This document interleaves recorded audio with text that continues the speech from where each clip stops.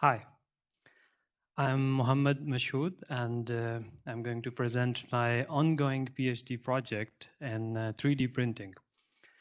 Imagine if someone is in the space and runs out of a specific or customized tool to carry on the critical task.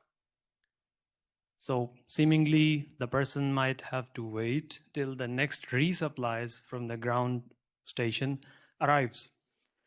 But thanks to the technology of 3D printing, which allowed astronaut Barry Wilmore to just download the electronic file from the ground station containing the design of the tool he required, and then printing out or manufacturing this tool on board with his 3D printer.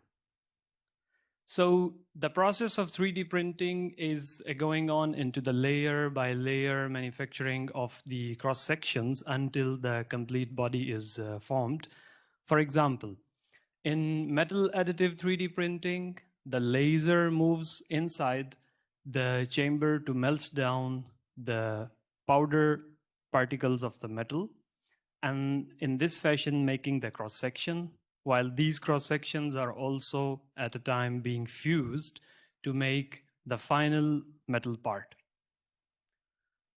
This process indeed have the potential of being overall safe, as well as having less environmental impact and less material to be used. But also from the point of view of flexibility, it allows very much intricate control to the designer or the manufacturer to even make the complex looking parts.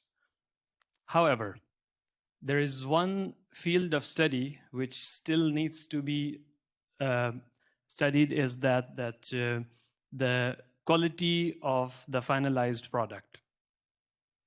So the residual stresses. It's kind of a potential inside the final product of getting deformed even when the external loads are not present.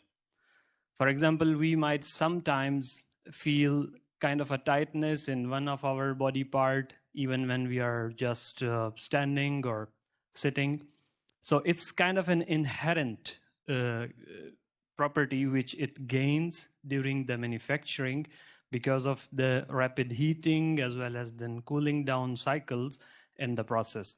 And this very parameter is also decisive in terms of the quality of the final part.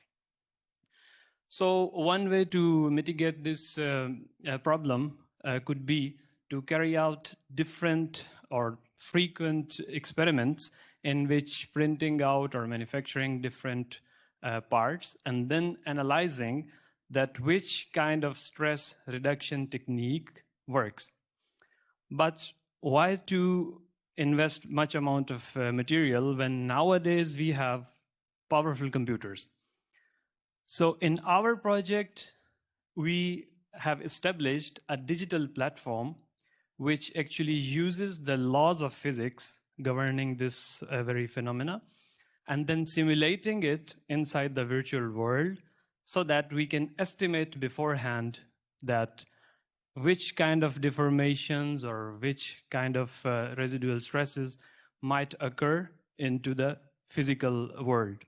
So in this way, with the progress of current computational world, we are trying to overcome the oncoming challenges of the manufacturing world.